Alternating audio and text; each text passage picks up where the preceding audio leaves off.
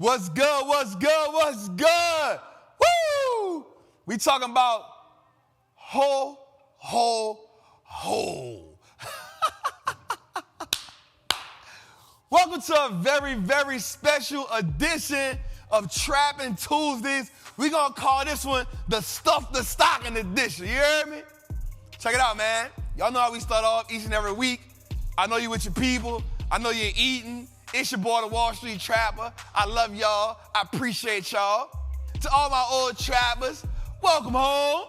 You know what I'm talking about? For all my new trappers in the building, to all my family, man, come have a seat at the table with us. We start off each and every week with my dog, Tootie, on the beat.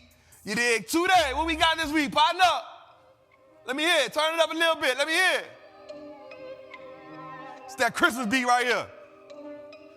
Come on with it. Okay.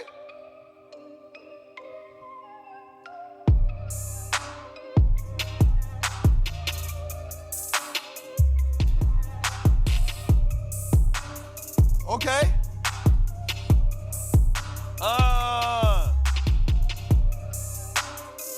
Okay.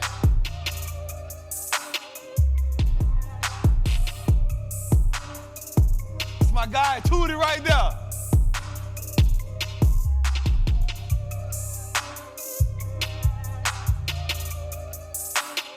Okay.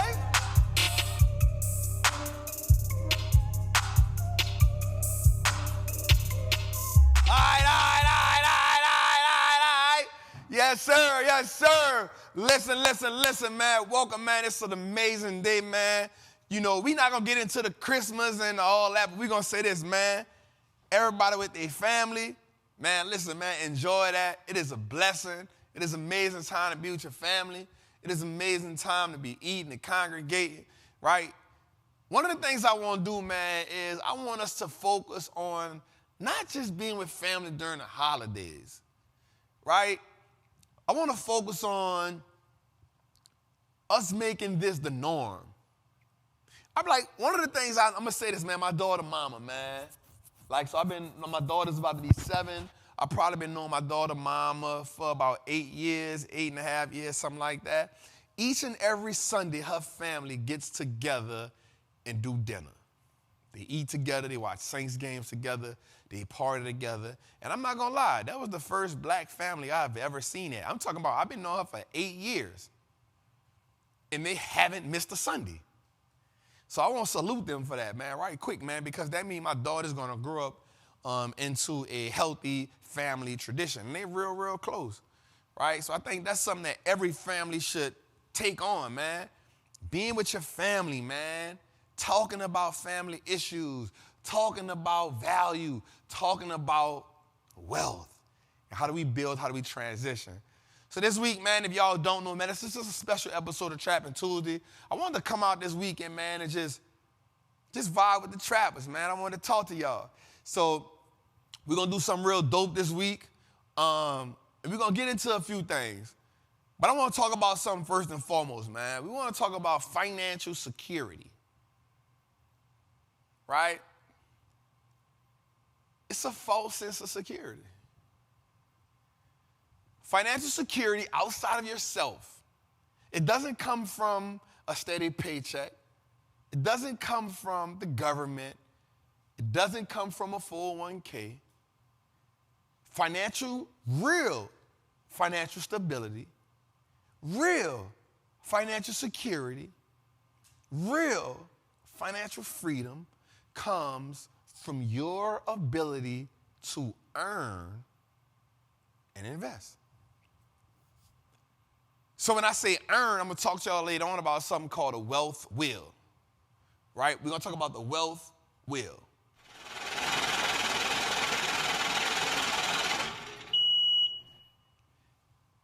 You must learn how to earn. Now, most people have jobs, and that's okay. I'm not against that. But you then got to take that job, and your most important decision that you'll ever make in life is being able to decide how much of your paycheck that you are going to have working for you. Your ability to earn profit, not wages. Your ability to earn profits and not wages. Nobody never take that from you. No matter the economic condition, no matter what position you're in, no matter what situation you're in. Once you learn how to earn profits and invest, it's a skill that no one can take away from you. We realized that during the pandemic, we realized that in economic downturns, you've seen people get laid off, you've seen people get furloughed, you've even seen some people get fired. The harsh reality behind that is that all those jobs, some of them won't come back, putting some people in some really tough financial situations. All because they thought they had financial security. The idea of financial security outside of your own ability is a false sense of security. It's kind of like somebody who can only, kind of like a man who can only approach a woman if he's drunk, or if he's high. Kind of like somebody who get on alcohol and he won't fight because that gives him courage. It's a false sense of security. Oftentimes we chase the job that pays us more, or we feel like we're in a bind. I'm in a bind, Nate. We're in a bind because we don't know how to create for ourselves. Our only objective is to go get another job. Now, here's my thing about working another job. And people always give me a lot of hassle. I'm not going to say flack. Because here's the idea behind that. They're like, Trap, I got another job because it's going to help me get ahead. Here's what I want you to ask yourself. I want you to be real with yourself. How many times have we seen a person work 2 jobs and get ahead? I know it's a tough question. How many times have we saw it? Here's what happens. You work 2 jobs. The second job isn't a full-time job. So very rarely you're going to get somebody that's going to work 2 full-time jobs. So here's what you do. The time you sell has the same value, but you sell it for a lesser price. Ooh. George, y'all think they're ready for that one yet? Check it out. You go get a second job that is actually paying you less money. Why? Because you're probably doing it part-time. And so now you're selling more of your valuable time, more of your asset at a discounted price. How does it feel to sell your most valuable asset at a discount price? Only with the idea of I'm getting ahead.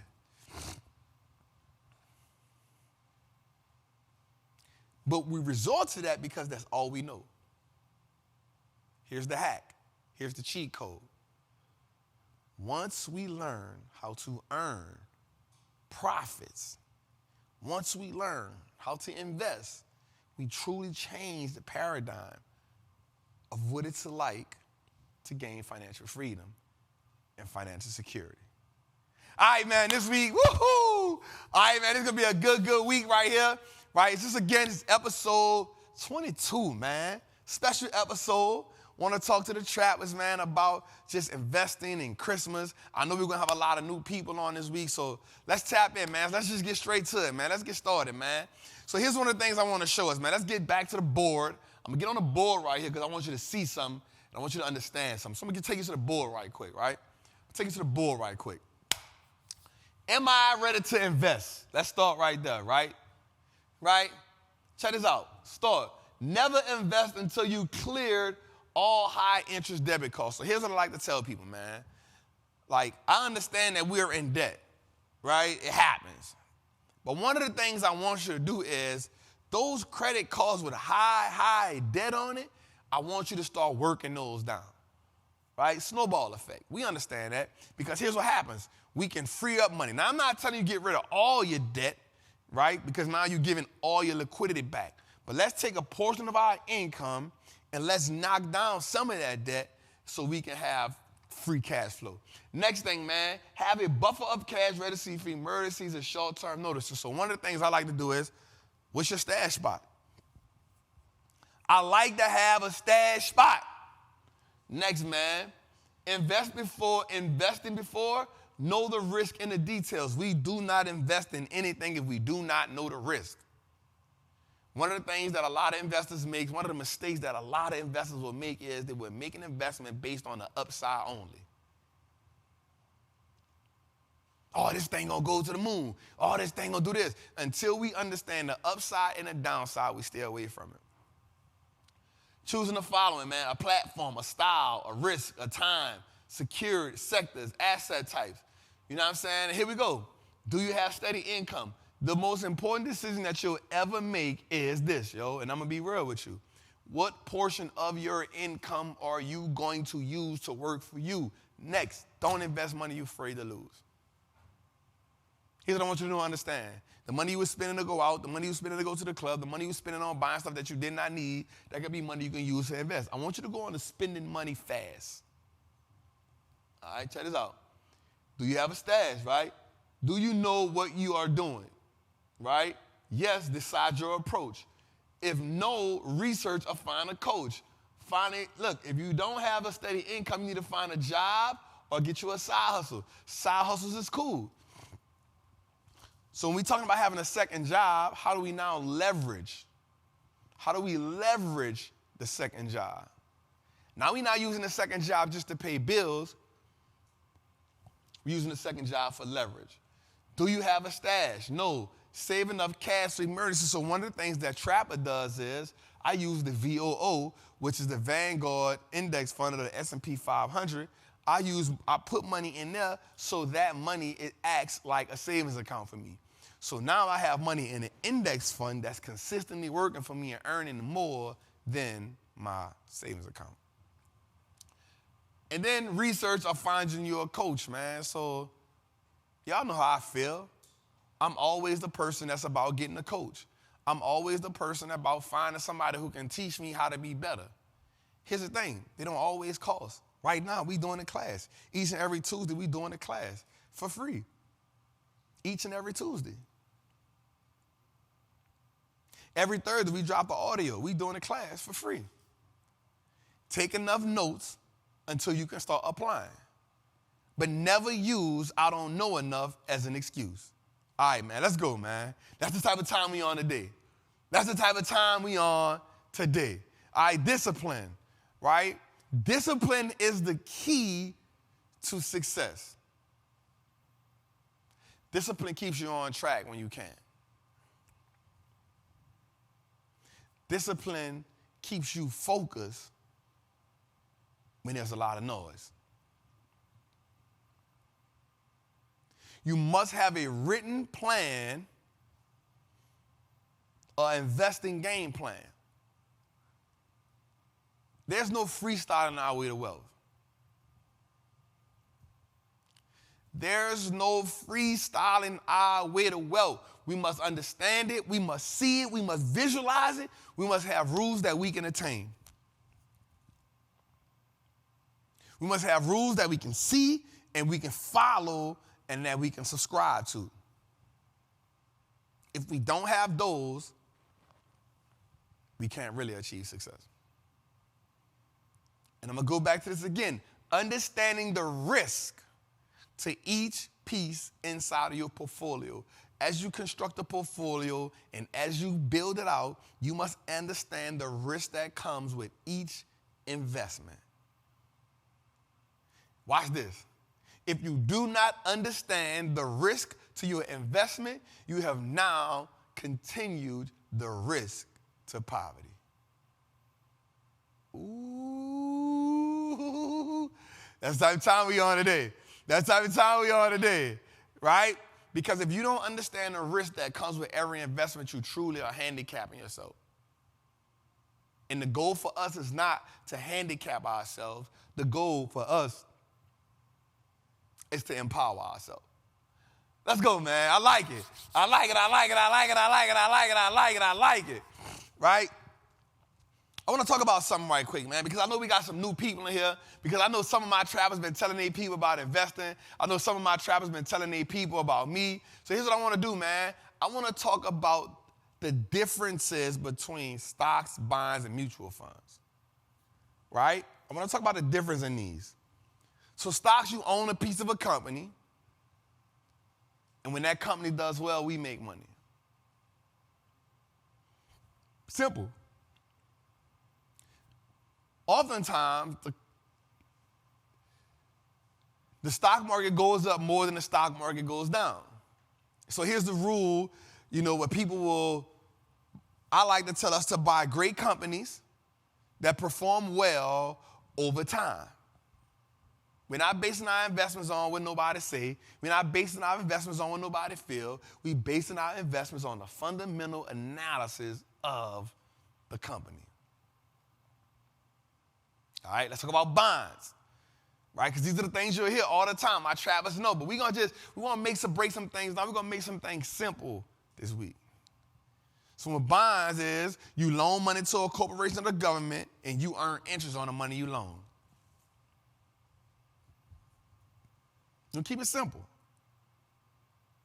So let's talk about it.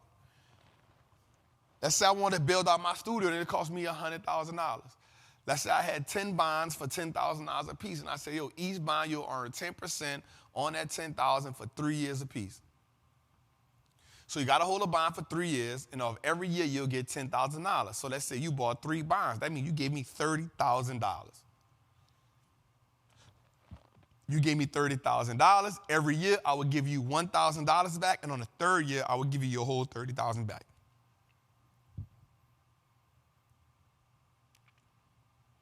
That's bonds. Simple. Mutual funds, you own a portion of a collection of stocks, bonds, or other securities that a company or a fund runs. So let's say I had a fund, right? And I had a bunch of stocks, I had some mutual funds, I had some bonds, I had all kind of securities. You gave me your money. What you do is you get a return on what I can do as an investor. Here's what I want you to know. Most mutual funds fail the market, which means most mutual funds lose money. So when you work and your job got your money in a 401k, they got it in some type of mutual fund that's probably losing money. What I want you to do and what I want you to understand is this. I just want you to do a fact check right quick. Put the fact check on them. If you got a 401k, I want you to ask your employer to let you see the 401k so you can see what exactly your money is being invested in. And then I want you to look at all of the fees that you're paying. That's where you lose money at. Not only is your fund, your mutual fund, or your 401k not beating the market, but they also taking money from you because of all the fees you paying.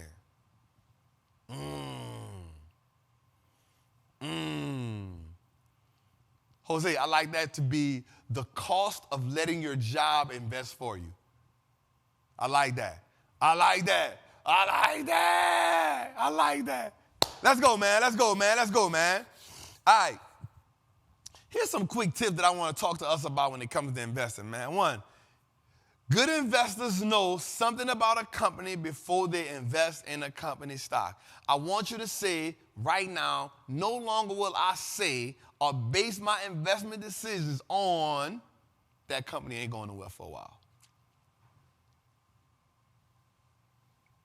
For most people, that company ain't going nowhere for a while. AT&T ain't going nowhere for a while. This company ain't going nowhere for a while. Whole while, the company balance sheet looks horrible. I want you to gather information to evaluate the potential investment in a company. Right? Get the information. Simple. Go read up on a company first. Go see what things they got going on. Let's read up some of the good things going on with the business. Read up some of the bad things going on from the business. What type of debts have they taken on? What type of assets does the company have? Let's just read up some things. Right? Learn what the information you gather means. So if you read that a company just bought a company, you got to ask yourself, did they buy all stock or did they have to get some debt? If they got some debt, then how much did they pay for the debt? If they paid a lot for the debt, how much of the debt is on the balance sheet? That's simple.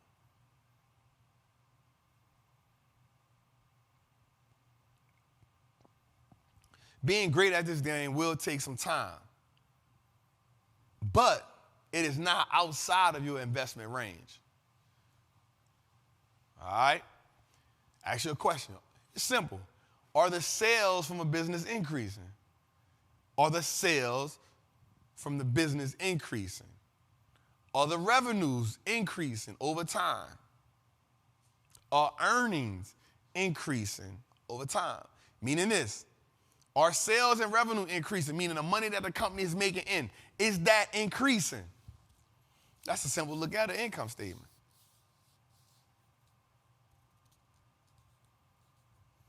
Are earnings per share increasing? Meaning, is the money that the company making overall, is that increasing? We talking top line, bottom line.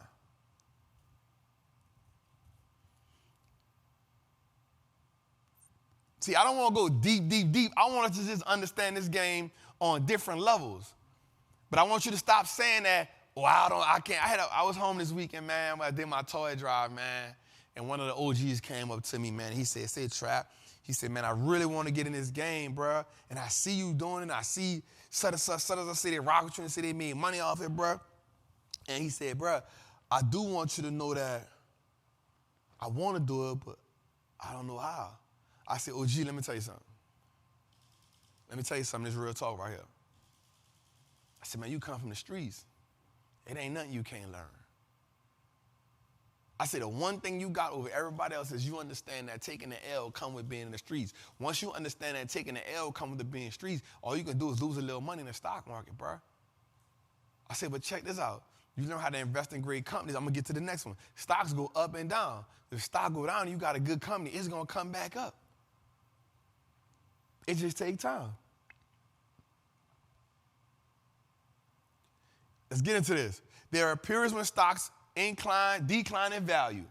The key to success is to allow the investments to work for you over a long period of time. Now, I'm going to say this. I'm not the person to say, hold it for 20 years, hold it for 30 years. I'm going to say, yep, you can do that, but there's periods where you're supposed to hold a stock for 3 to 5 years.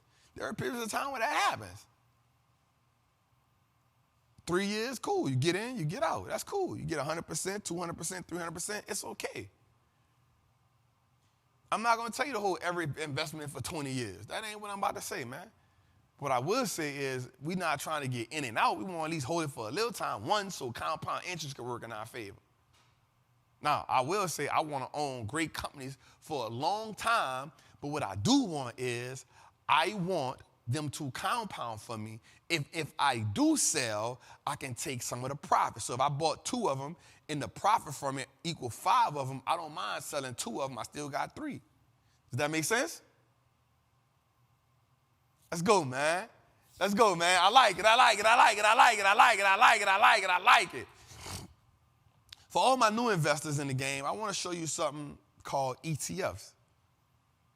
Right? So Vanguard, which is one of the top 2 most funds that have the most assets under management. Vanguard is a really, really, really safe investment vehicle. They create index funds, right? With low interest, with low fees, right? So I want you to look at this. VTI, Total Market ETF.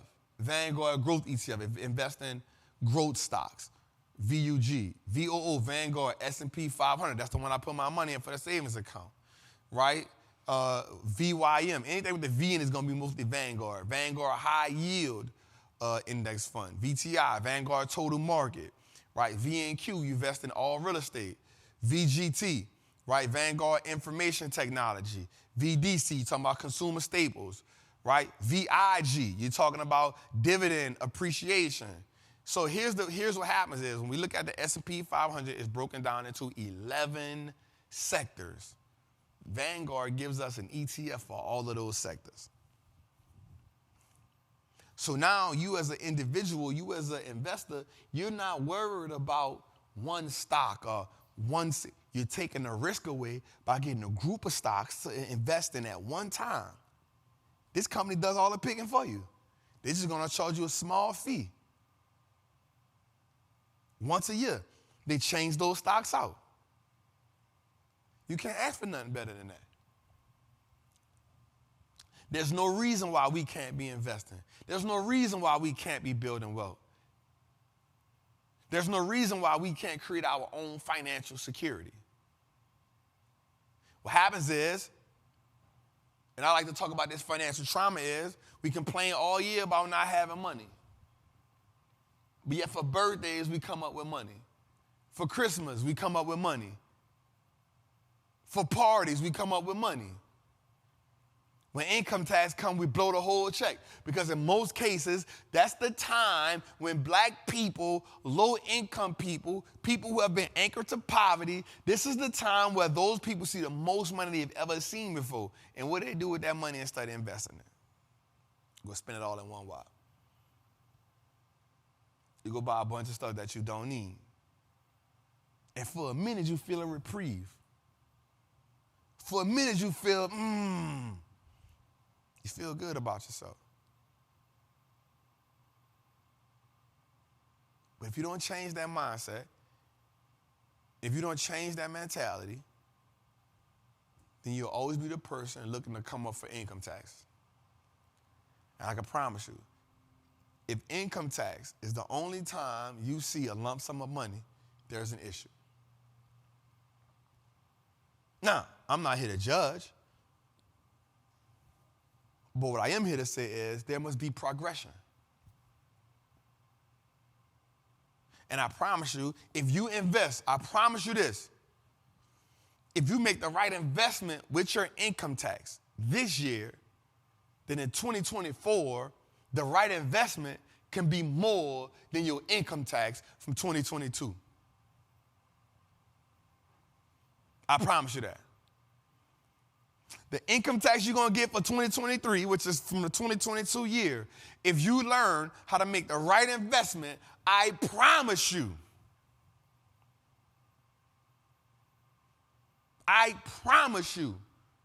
that that investment will be better than the income tax return if you put it in the right spot. I'm not talking about putting in something that's going to get you rich quick, because that's probably going to lose you some money. I'm talking about making a confident investment decision. In 1 year, I promise you that investment can pay off. I promise you that. That's the power of compounding. That's the power of learning how to invest. So while you sitting with the fam right now, and while y'all talking, and while y'all chilling, and while y'all drinking, somebody need to be saying, yo, how can we invest together? Somebody need to be saying, how do we put some money together so me and you can build wealth? Everybody may not be on the same page, but let me and you build wealth together. We'll come back and get them later, because sometimes you got to separate in order to bring them together. Y'all know how we get down, man. You got to see somebody doing it. You got to see them doing it. You got to see them putting in the, you got to see them winning. Then you be like, I bet, I want to rock with y'all. But you got to be willing to put the work in. Right now, you got all your family together. You got your favorite cousin. You got your favorite auntie. You got your sister. You know, black people first cousins, they're like brothers and sisters. You feel me? Y'all be like brothers and sisters. You know what I'm saying? Your first cousin be like, wow. Let's put that together. Man, look, check this out, man. I'm learning how to invest. This is what I be learning from. Each and every Tuesday, let's look at Trappin Tuesday, man. Each and every Tuesday, that's on Thursdays, let's get the audio, man. Let's challenge each other on what we learning. Because what you hear and what I hear going to be two different things. Let's take what you hear, let's take what I hear, let's have a study session together. That way I ain't learning by myself, I'm learning with somebody who I won't make money with. Watch this, man. When I really started taking this serious, the first person I went to was my cousin G. Before I went to my homies in the street. When I really started taking this serious, like, oh, this is serious, I went to my cuz. Hey, cuz, man, look, check this out, bro. Man, this 2014, 15. Look, cuz, this is when I started taking this serious. Like, yo, this is a game changer. I'm like, cuz, check this out. Man, this thing serious. Man, this investing thing crazy. Guess what? Cuz on it. I'm on TD Ameritrade, cuz on his Robinhood. He on it. He in the crane on it. He calling me, hey, cuz, man, I just made $50. I know. Hey, cuz, man, I just made $25. I know. Man, I ain't did nothing. I know. Cuz got greedy, though. Cuz went away from everything I taught her. Cuz went doing his own thing. Cuz, I found this company called CRISPR. I never forget it. I found a company called CRISPR, cuz. I said, CRISPR? Cuz, what that company do? Man, it's some type of technology stock in China. I said, cuz, don't do it, cuz. Man, you tripping, cuz. It's $5. I said, cuz, don't do it, cuz. You're tripping. The goal is to make the money and let it compound. Let it keep working for you over time. Cuz called me 2 days later. Man, cuz I lost all my money, man. Man, fuck them stocks.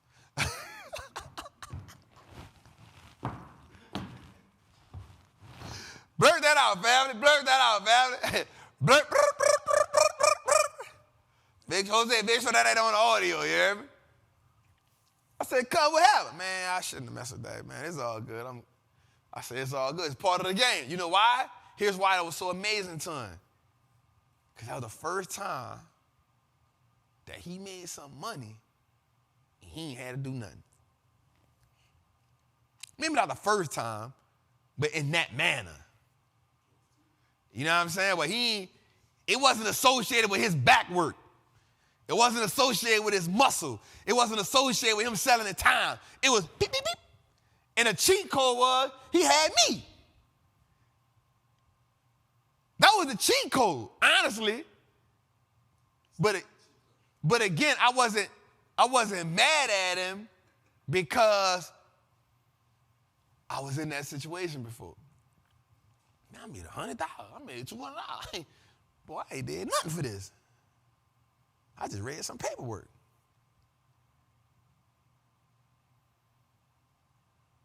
This game is a life changer. This game is a generational changer. Only if you play the game for what it's worth. There's a reason why millionaires and billionaires have so much of their money attached to the stock market. It's the reason why they wait for recessions to put all their money in the market. It's the reason why they wait for that. Their reason for doing that is the opposite reason for why we get away from it.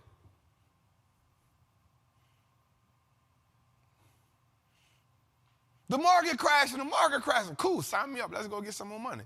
I want to see how much I can dump in here. I got a whole lot of dip to be in that chip. I got a whole lot of chip for that dip. I'm strategic.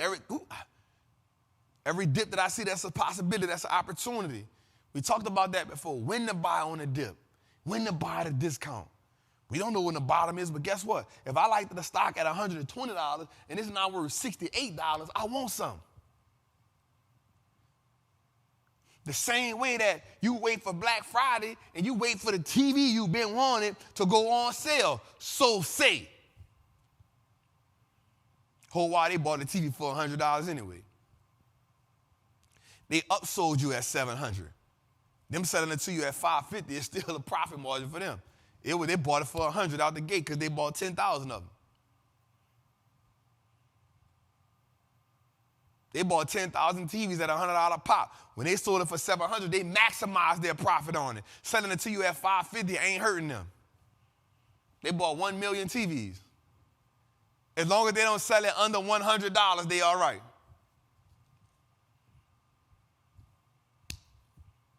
But guess what? That stock, that ownership, it done went from 120 to 65. Guess who wants some? And if it go from 65 to 42, guess who wants some? Because guess what? On the other side of this recession, on the other side of this economic downturn, when the economy get back in expansion phase, when that 42 go to 200, guess who's going to be up? Spirit fingers, spirit fingers, spirit fingers, spirit fingers. You triple your network in a drought, man. So while y'all together sipping eggnog, if you got some Pennsylvania eggnog, go ahead and drink some for me. That used to be my thing. Let's go, man. I ain't going to preach. I ain't gonna preach, man. Here we go, man. Let's talk about the 6 type of stocks that we have, man. This is important.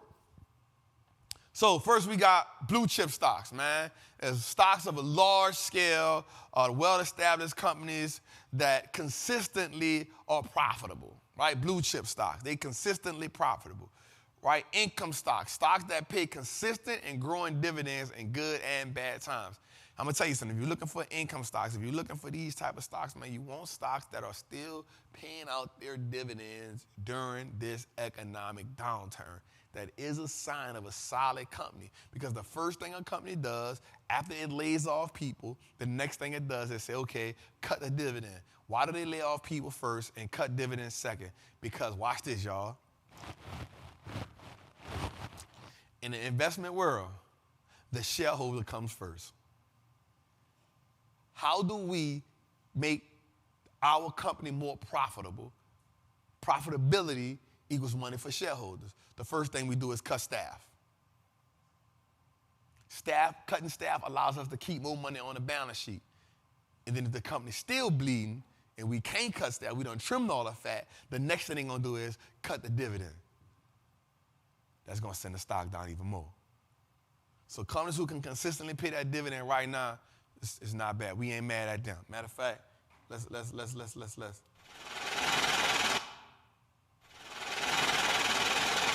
give them a salute. Next, we got growth stocks. So growth stocks are anticipated to grow at a rate above the average market cycle. So what does that mean? Whatever the market is growing at, so let's say the market growing at 5% a year, 10% a year, 8% a year, these stocks can grow anywhere between 15 to 20% a year. Typically, they don't pay dividends. The company is reinvesting everything into growth. Watch this. Growth stocks don't do well in recessions. Why they don't do well in recessions? Because right now, companies aren't focused on growth, they're focused on sustainability.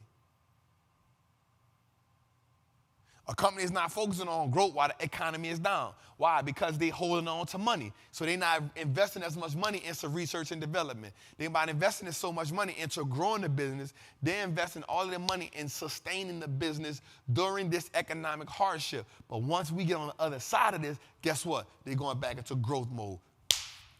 Skyrocket. Defensive stocks that can pay a consistent dividend regardless of any market condition. So defensive stocks are the stocks that are really just defensively, right? They're playing defense, right? So you're talking about your Lockheed Martins, your Caterpillars.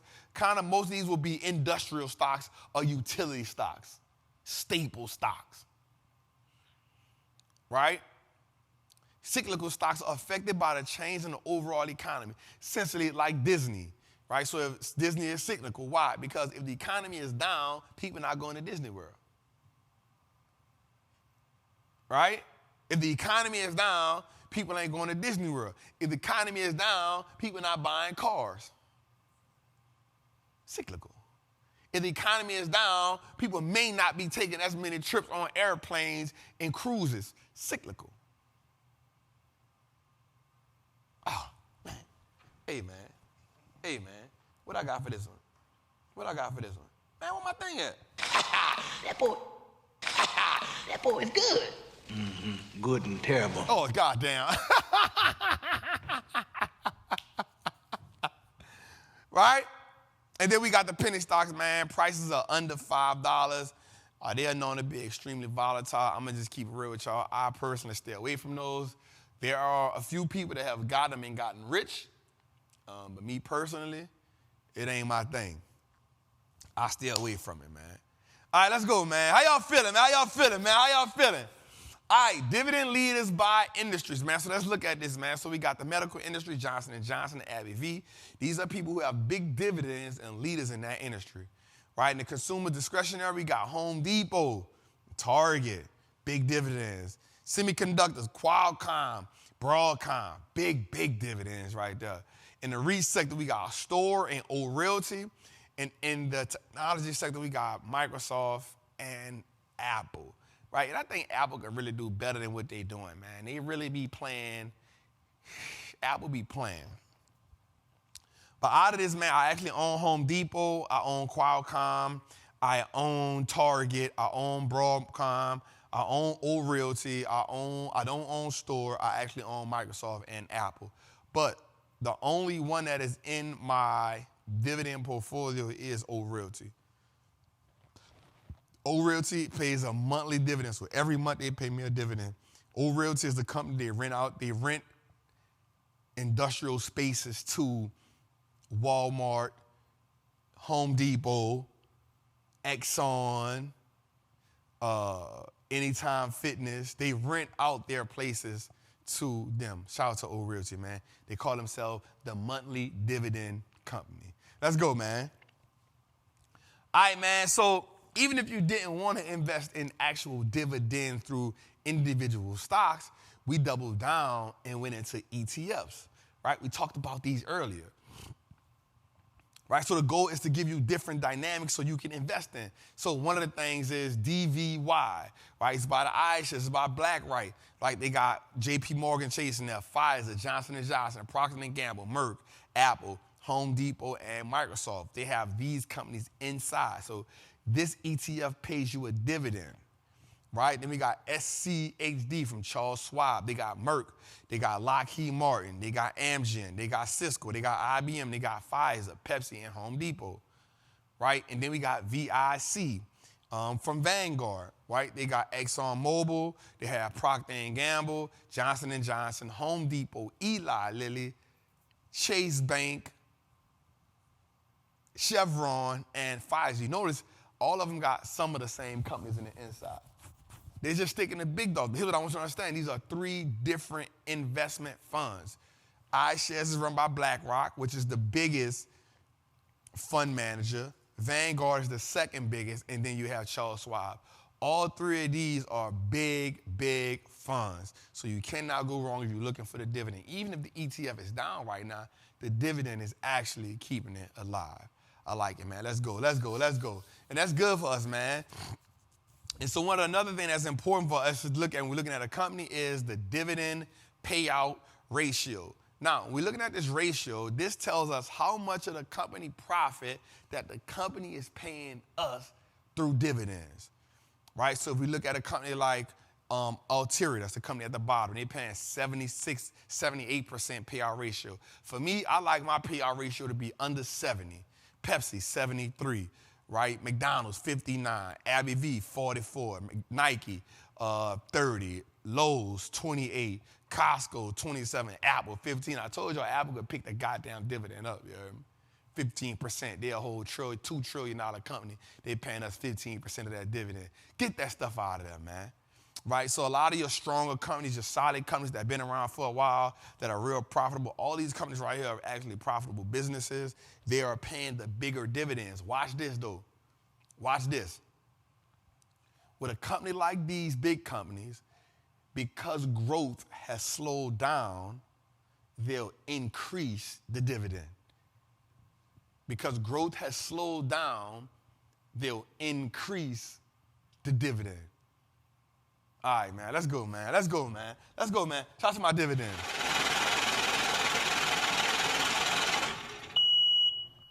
All right, man. Here's what I want to talk about right quick, man. As you with your family, as y'all talking, as y'all vibing, as y'all chilling, here's what I want you to understand, man. Here's 10 steps that we can use to achieve financial freedom. That's the goal for everybody, man. 1, know where you are right now. Most people have a hard time analyzing truly where they are right now financially. Where are you? Analyze that. Now, your ability to set goals actually takes you to another level.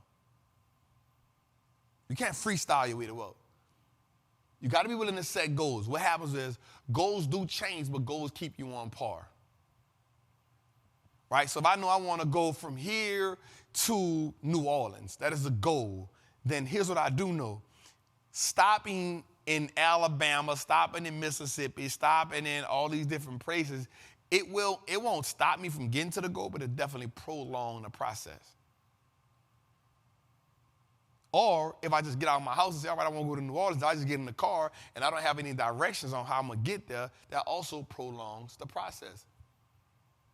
What we got to learn how to do is be intentional about where we want to go, and where we can't get where we need to go if we don't know where we are right now. Next, this one's going to be a banger. Tracking where your money goes. I challenge everybody who is dedicated to building wealth to start putting together a personal balance sheet. Where your money going at? What you spending your money on? How much money you earning? I promise you, if you look at where you spending your money at, it's going to piss you off. If you look at some of the things that you're wasting your money on, it's going to piss you off. I promise you that. I promise you that.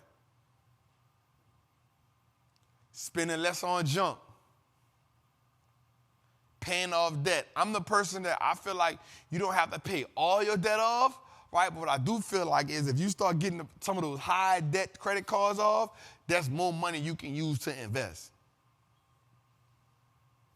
Having a surplus of money, putting that stash together, creating money streams.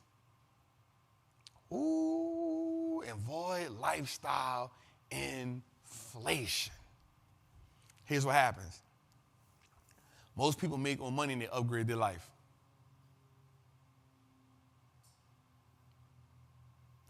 Most people, as you earn more money, you continuously upgrade your life.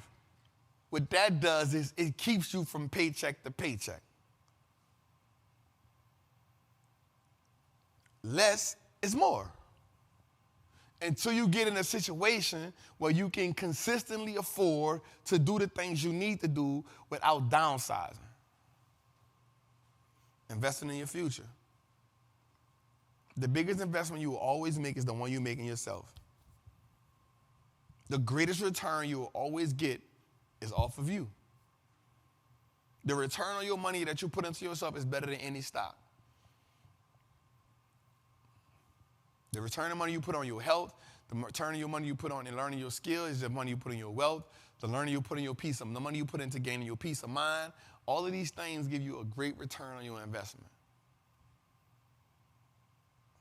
I promise you that. Let's go, man. So now I want to talk to you about something, man, that's really important to me is, again, the financial freedom cycle. It's a cycle, right? And we talked about it as you see it. You see setting goals, knowing where you stand.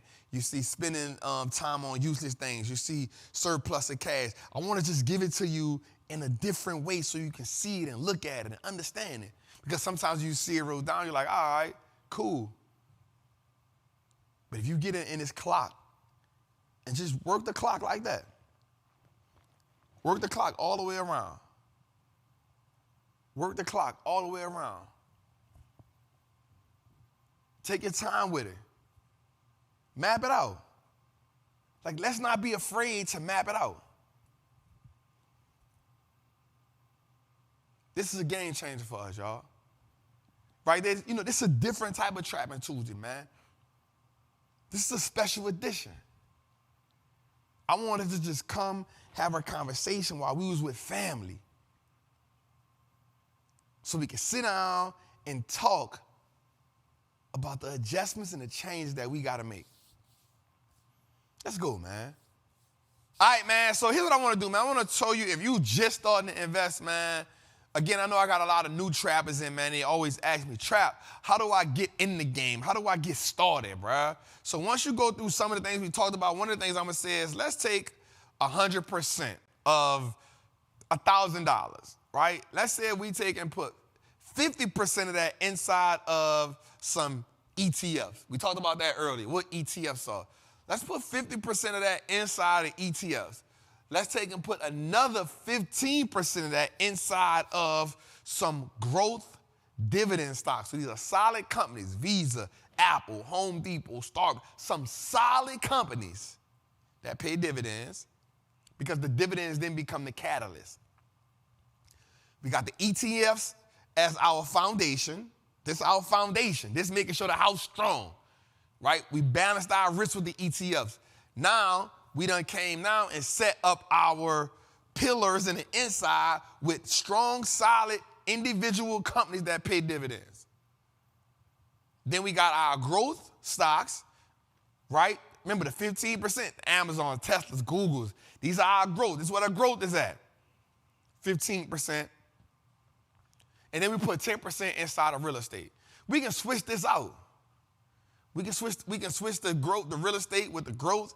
We can switch it out. But I like the first two being ETFs and dividend growth stocks. Because these are strong, stable companies.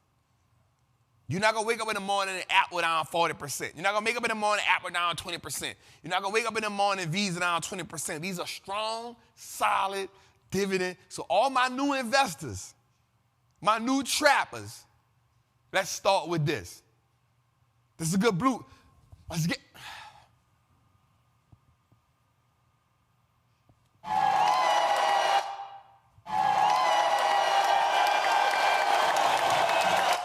I'm asking to give you a blueprint to start off.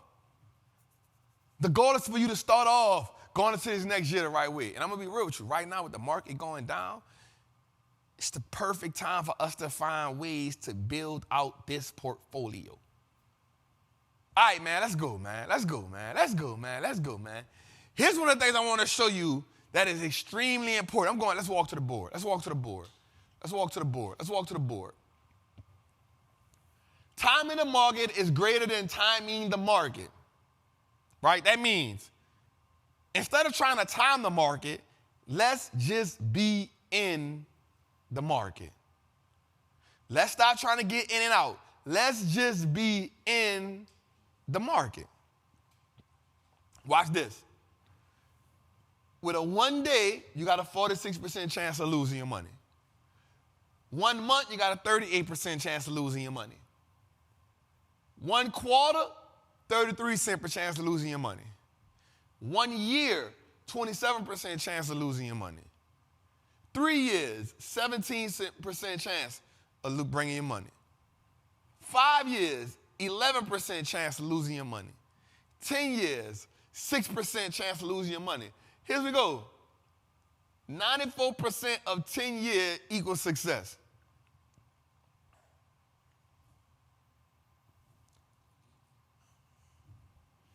Tell me that wasn't no board, bro. That wasn't no board. Nigga, listen. You feel me? When we think about building wealth, y'all, we got to think in years. We got to think in years. So here's some investments I can hold. Now check it out. Remember what I told you. I said, yo, I ain't going to always tell you got to hold something 10 years, 20 years, 30 years. But check this out. To go from 100%, from 47, 46%, remember, I said if you could do something 3 to 5 years, you good. To go from 46% down to 17% is really good. That's a good chance that you making your money work for you. Finding a great company and holding it for 3 years, taking a profit from that company, putting it into another position, still holding on to this. Here's my favorite saying, sell the egg, not the goose. Tell me that wasn't no board, bro. That wasn't no board. Nigga, listen. Come on. Come on. Come on. Sell the eggs, not the goose. If the company producing for you, what you gonna sell it for? Just take some of the profit, put it in something else, hold it for 2, 3 years. Rinse and repeat. It's not that hard, fam.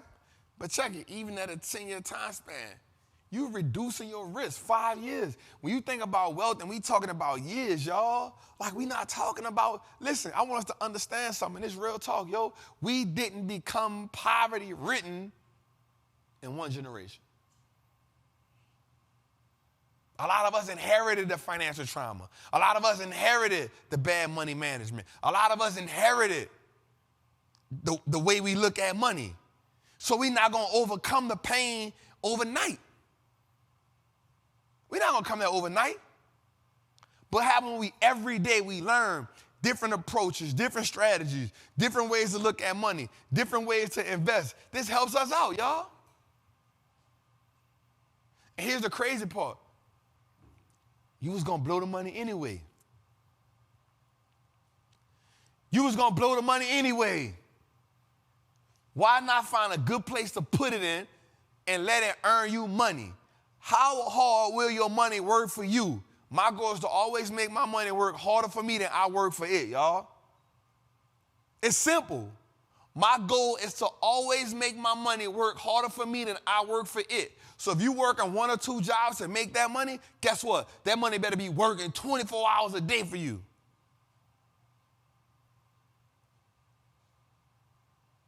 If you working 2 jobs, if you working 18 hours, you working 16 hours, guess what? That money better be working 24 hours.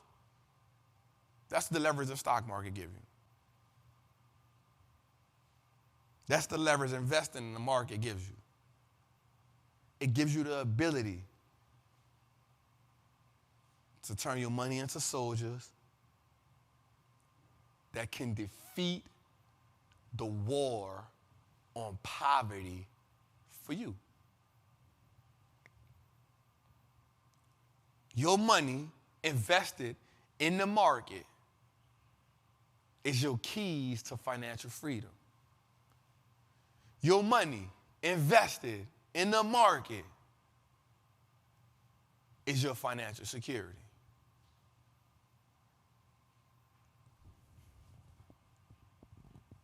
You was already working to retirement anyway. Now why not retire early?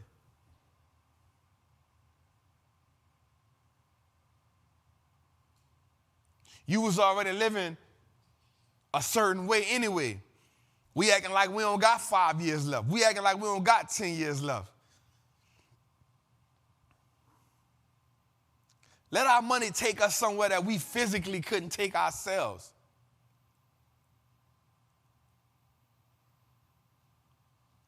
There's the reason why they didn't want us to understand financial literacy. There's a reason why the Freedmen's Bank, if you go look that up, there's a reason why the Freedmen's Bank, they took advantage of us. They tried to sell Frederick Douglass an empty bank. He said by the time I got to it, it was already there.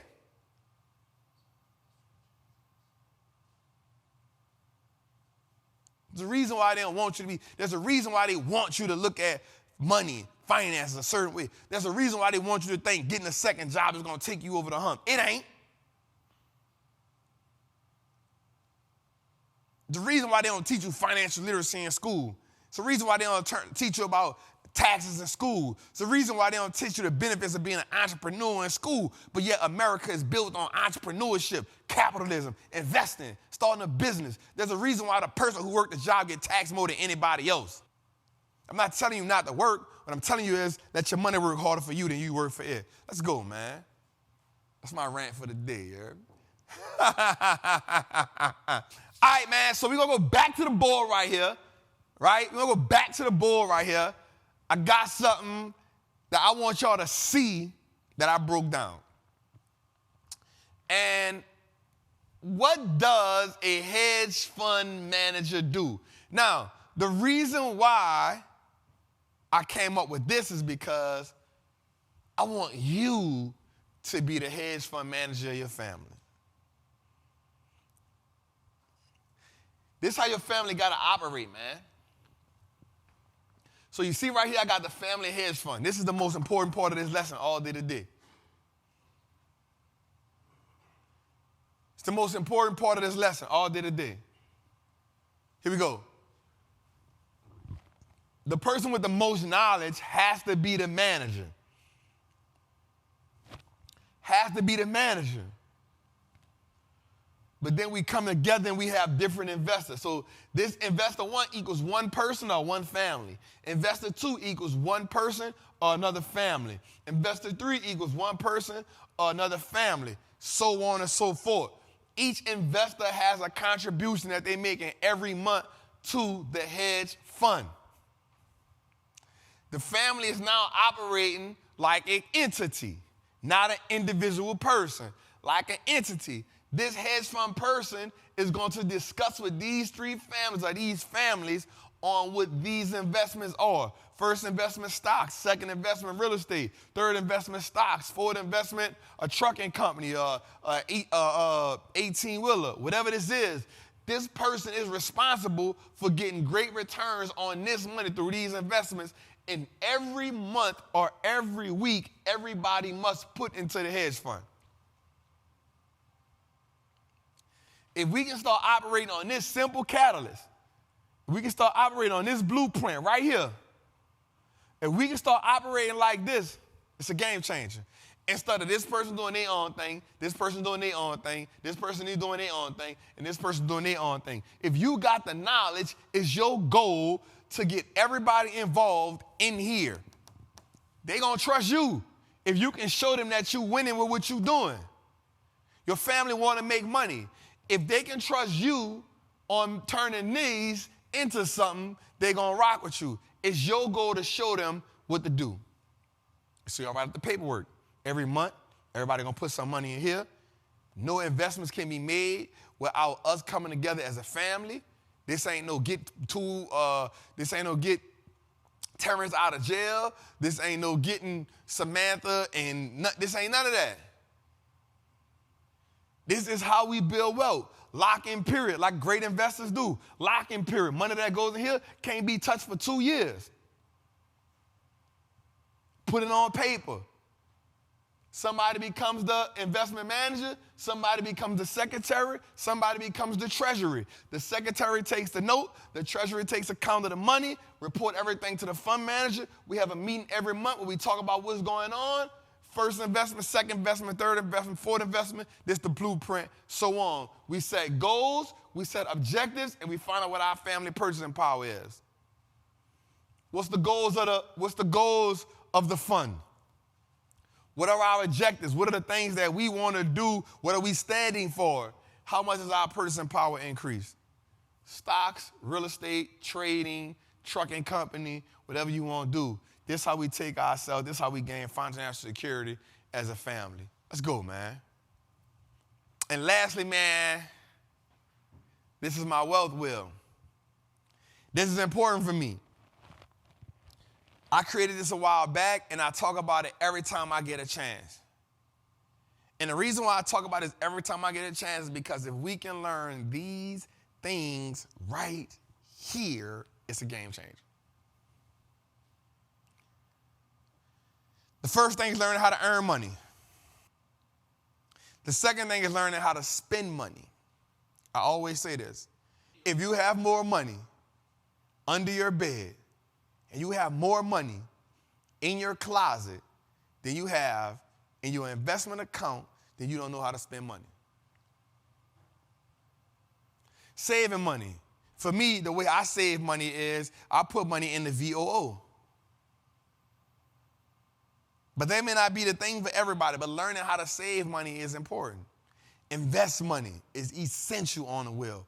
How do we get an ROI, return on investment for our money? The next thing that most people are scared to do is how do we borrow money? Wealthy people learn to borrow money when money is cheap, when interest rates are low. That's why you work on your credit score. So you're getting 0% interest rates for 24 months, 0% interest rate for 18 months. Learning how to borrow money. Learning how to lend money.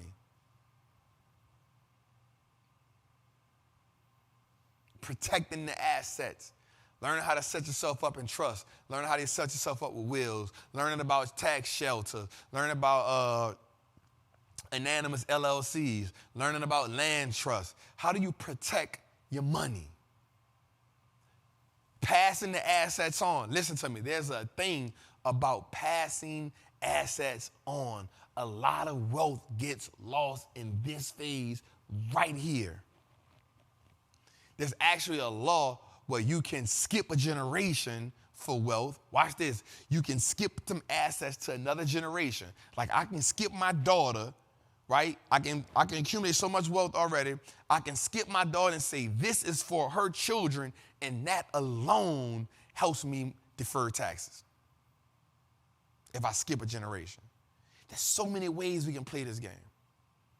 And then the goal is to recreate the wealth. This is important because oftentimes by the time we get to the third generation, all the wealth is gone. I was talking to the guy from Chick-fil-A maybe a couple months ago, I ran into him in the airport. It was actually the owner of a store. And he said that the Chick-fil-A family, the Cathy family, is on the 4th generation of Chick-fil-A. Very few families get to their 4th generation of wealth. Because they say by the time the first generation worked for it, the second generation saw the struggle, so they don't really, they got it. The third generation know what it is. They don't appreciate it at all, so they blow it. The 4th generation got to get it back out the mud all over again. But that's where you come in at. Creating family SOPs. Putting trust together where you can't sell certain things. Remember, man, we on a journey. We come from poverty. We come from slavery. We come from being anchored to financial trauma. It's some things that we got to change. The music only going to get worse. The entertainment only going to get worse. So you got to take full responsibility for changing the dynamics of your family. And that's thinking about generations that's not even here yet. I told you one of my biggest dreams that I want to accomplish is when I'm gone, a generation, my daughter's kids, I want them to look at this painting in my house and be like, Papa is the reason why we live like this. Grandpa Free, he the reason why we live like this. He the reason why we got families set up. He the reason why we got jobs that we can already go to, that we got created. He's the reason that we got companies to run. He's the reason why we got assets already. We just gonna follow this blueprint. I'm setting that up. Because when we think about wealth as a family, we don't think about it in 1 year and 5 years. We gotta think about wealth from a family component in 50 years, in 100 years. That's the way we got to think. We can't think about wealth in 5 years. Not long-lasting, sustainable wealth. We got to think about that in 20-year, 50-year, 100-year increments. We got to think about that generationally. How many generations are you responsible for? And I'm going to be real with you. If you are the first generation millionaire, you're probably responsible for the next 3 or 4 of them. Because everything you learn becomes the blueprint that your family live by.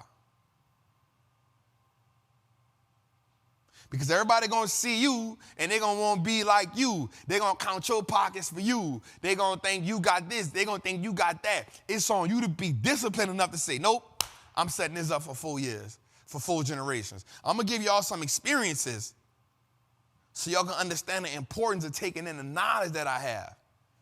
I'm going to give y'all some experiences so you can won't say, I want to change my life. I'm going to give y'all some experiences. That's better than me giving you some money. I'm going to put you in position to learn some things. That's better than me giving you some money. Because I'm going to be real with you. They're not going to appreciate your money. They feel like you got it. Give them experiences that change that reshape their reality.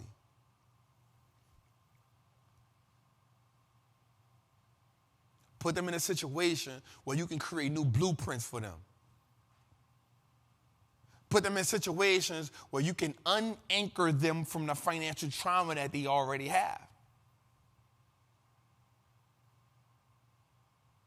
I took my whole family, put them in something they ain't never seen before, make them say, damn. And then one day, you just teach them financial literacy. You teach them business. What that does is it teaches them and it shows them that it's real. You create another blueprint for your family. So if you the first generation millionaire, if you that first generation millionaire, if you that first generation successful business owner, the responsibility has been bestowed on you to change the dynamics of your family. It's to create heirs, to create a lineage of wealth. It's to turn that last name into an asset.